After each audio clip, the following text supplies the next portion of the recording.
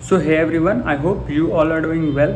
इस वीडियो में मैं VIT MCA से रिलेटेड चीज़ों को डिस्कस करूँगा। मेरे कमेंट सेक्शन में और DM में काफ़ी सारे क्वेश्चंस आ रहे थे, मैं उन सबको क्वेश्चंस को लूँगा। जो भी मिथ है और मिसअंडरस्टैंडिंग है वो सब चीज़ें बताऊँगा, और VIT का MC कैसे है उसको साफ साफ सीधे सीधे सच सारी चीज़ें एक्सपोज करूँगा। तो वीडियो को स्टार्ट करते हैं। पहला क्वेश्चन है कि ये स्लॉट बुकिंग विथ मी कि कब स्टार्ट होगी, प्लीज़ अपडेट कर दो, बहुत प्रॉब्लम आ रही है, कोई इन्फॉर्मेशन नहीं है।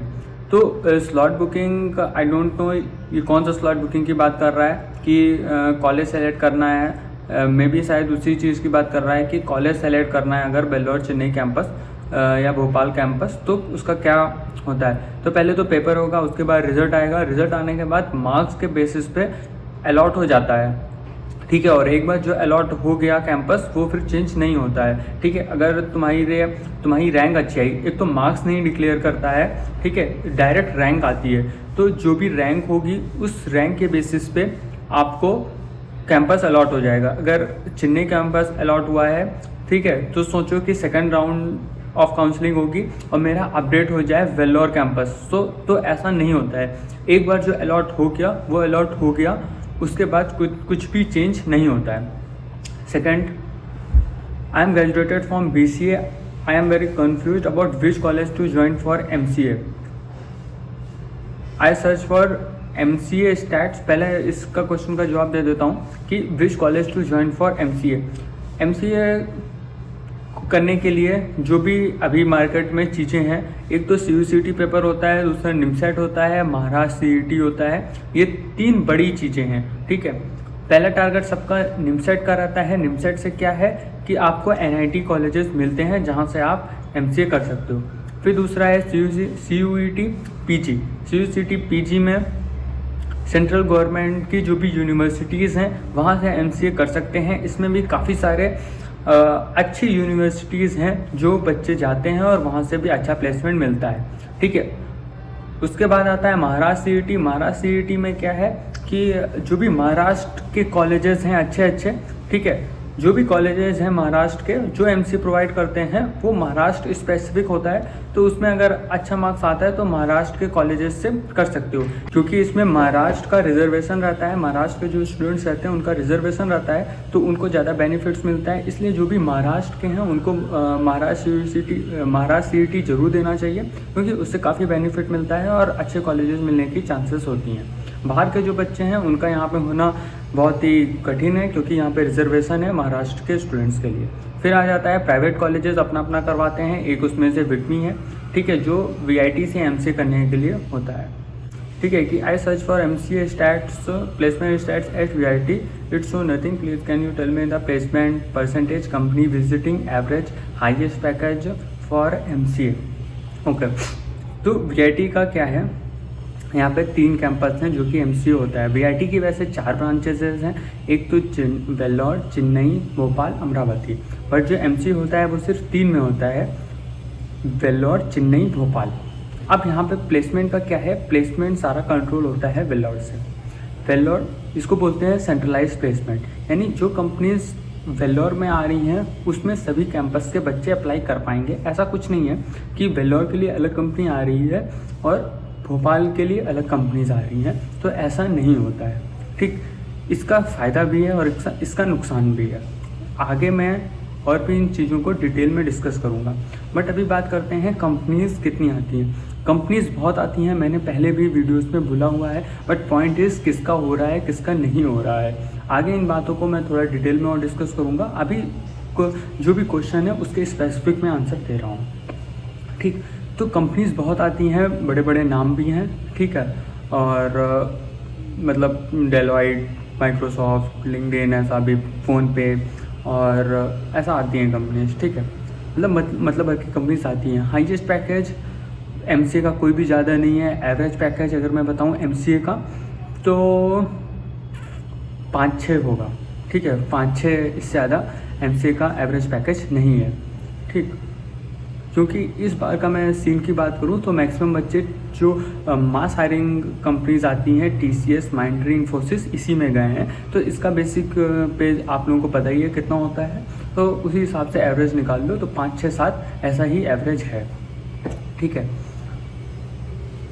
और मैं एक चीज़ बताऊं कि जैसे कि जो भी ऑफिशियल वेबसाइट पे डेटा है वो डेटा मानने वाला नहीं है, वो डेटा काफ़ी ज़्यादा मैनिपुलेटेड है।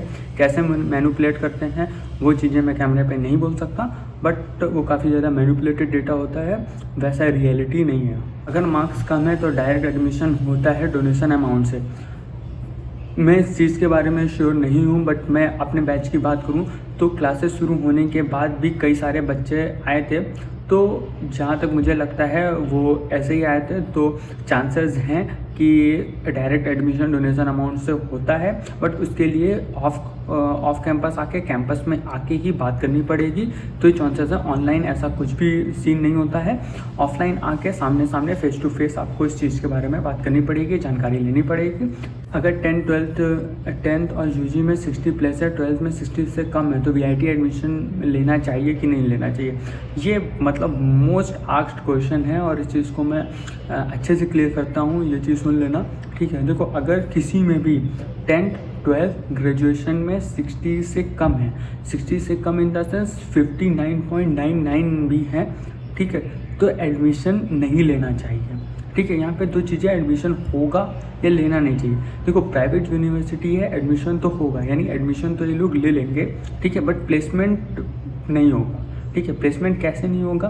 क्योंकि यहाँ पे प्लेसमेंट में रजिस्टर करना पड़ता है। मैं कोई स्पेसिफिक उसका किसकी स्पेसिफिक ब्रांच का नहीं बोल रहा हूँ कि मतलब कैंपस, किसी स्पेसिफिक कैंपस का नहीं बोल रहा हूँ, ओवरऑल वीआईटी का मैं बता रहा हूँ। कोई भी कैंपस हो या कोई भी ब्रांच हो, ठीक है, या कोई भी कोर्स हो, ठीक, उससे मतलब नहीं है। तो अब मैं बोल रहा था कि अगर 60 से कम है, 60 से कम मतलब 59.99 भी है, तो एडमिशन तो हो जाएगा क्योंकि प्राइवेट यूनिवर्सिटी है। बट प्लेसमेंट में जाने के लिए प्लेसमेंट में रजिस्ट्रेशन करना पड़ता है, जिसके लिए 6,000 रुपये फ़ीस लगती है। मतलब मेरे टाइम पे इतनी थी, अब आगे बढ़ जाएगी, ठीक है, या कम हो जाएगी, जो भी है, बट कुछ फ़ीस लगती है। उससे प्लेसमेंट में रजिस्ट्रेशन होता है, ठीक है। प्लेसमेंट में रजिस्टर करके जो भी उससे पोर्टल का एक्सेस मिलता है, ठीक है, जिसमें सारी कंपनीज आती हैं, तो वो चीज़ नहीं हो पाएगा, ठीक है। मतलब एडमिशन तो हो जाएगा पर प्लेसमेंट कॉलेज से नहीं होगी। अगर ये चाहते हो कि हाँ सिर्फ मुझे MCA डिग्री के लिए करना है या कोई भी कोर्स सिर्फ डिग्री के लिए करना है, नाम के लिए, कॉलेज से प्लेसमेंट नहीं चाहिए, तो you are most welcome. But अगर प्लेसमेंट का सोच के आ रहे हो तो प्लेसमेंट कॉलेज से नहीं होगा अगर 0.1% भी कम है। Can you explain about the placement procedure? ठीक है, तो ये काफ़ी अच्छा क्वेश्चन है। मैं प्लेसमेंट का पूरा प्रोसीजर बता देता हूँ कैसे क्या रहता है। जैसे मैंने बोला, सेंट्रलाइज प्लेसमेंट है।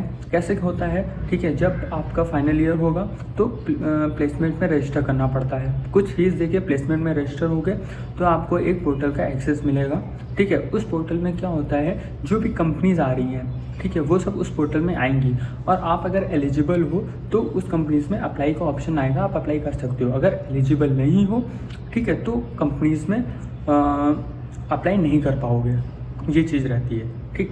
बट कंपनीज ज़्यादातर, जो मेरे दोस्तों ने मुझे बताया है और जो भी जूनियर्स हैं, ठीक है, और जो भी मैंने ऑब्जर्व किया है, ठीक है, कंपनीज़ हैं वो मेन कैंपस को प्रेफर करती हैं। बाकी अगर कोई कैंपस है, कोई भी कैंपस है, तो उसको प्रेफरेंस कम मिलता है, मेन कैंपस को प्रेफरेंस ज़्यादा मिलता है। तो ये चीज़ देख लेना, ठीक है। और कोई प्रोसीजर में ऐसा कुछ भी नहीं है, ठीक है। और उस पोर्टल में टेस्ट वगैरह भी रहते हैं, वो पोर्टल काफ़ी अच्छा है, ठीक है। जैसे कि कोई भी कंपनी आएगी, मान लो जैसे TCS आई, माइंट्री आई, ठीक है, तो उसमें टेस्ट सीरीज़ होती हैं, वो टेस्ट दे सकते हो, अपना प्रिपेयर कर सकते हो, बाहर से कुछ भी लेने की ज़रूरत नहीं पड़ती है। उस पोर्टल में ऐसा रहता है, एप्टीट्यूड, कोडिंग, सब टेस्ट रहते हैं। तो वो चीज़ मुझे तो काफ़ी अच्छी लगी थी, ठीक है, काफ़ी हेल्पफुल भी होता है, ठीक है। बाकी और भी कोई प्रोसेस नहीं है, नॉर्मल ऐसा ही रहता है, ठीक है। VIT भोपाल में बहुत सारे रेस्ट्रिक्शन है, कैन यू प्लीज़ एक्सप्लेन? देखो, VIT भोपाल में तो फिर भी कम रेस्ट्रिक्शन है, वेल्लोर में तो और भी ज़्यादा रेस्ट्रिक्शन है, ठीक है। कि वहाँ पे मेन कैंपस में आप लोग, मतलब वेल्लोर में लड़की का हाथ पकड़ के नहीं टहल सकते, ठीक है, और भी चीज़ें काफ़ी रहती हैं, ठीक है। भोपाल में भी उतना रेस्ट्रिक्शन नहीं है, बट ये है कि 9 बजे से पहले हॉस्टल के बाहर नहीं घूम सकते, और बाहर जाने के लिए तुम्हारा वो रहता है, क्या बोलते हैं, प्रॉक्टर से परमिशन वगैरह लेनी होती है, ऐसे डायरेक्ट बाहर नहीं आ सकते, ठीक है। बाकी जब कॉलेज में आओगे तो धीरे धीरे सारी चीज़ें पता चल जाएंगी।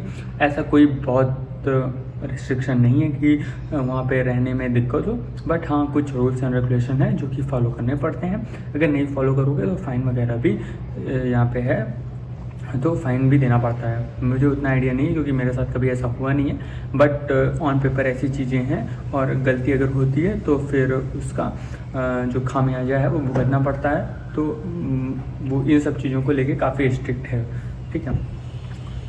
3 ईयर का गैप है, तो M I eligible for BIT-MCA? तो same answer, you are eligible for BIT-MCA, but placement में दिक्कत होगी। टोटल फीस कितनी है BIT की? But what about 3 lakh fees है, बट वॉट अबाउट हॉस्टल?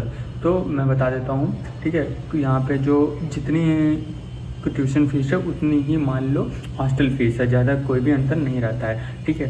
तो 1,40,000 जो है यहाँ पे 1 ईयर की फ़ीस है और 1,50,000 लगभग मेस और हॉस्टल की फ़ीस है, इसमें दोनों इंक्लूडेड रहता है, ठीक है। अब कौन सा मेस मिल रहा है वो उस पर भी फ़ीस पे डिपेंड रहता है, कौन से ब्लॉक है उस पर फ़ीस का डिपेंड रहता है, कौन सा बेड ले रहे हो, ठीक है, मतलब कौन सा रूम ले रहे हो, बंकर बेड है, फ्लैट बेड है, AC नॉन AC। बट जो मिनिमम रहा है वो 1,50,000 के अराउंड से स्टार्ट है। BIT-MCA प्लेसमेंट बहुत बेकार है ऐसा सुन रहा हूँ। इज़ इट वर्थ इट और not? I am not the right person to answer that, but अगर कोई भी ऑप्शन नहीं है और मार्केट में जो भी प्राइवेट यूनिवर्सिटीज़ हैं उससे अगर कंपेयर करें तो yes, BIT is worth it, but placement जो है एज एक्सपेक्टेड है वैसा प्लेसमेंट यहाँ पे नहीं है।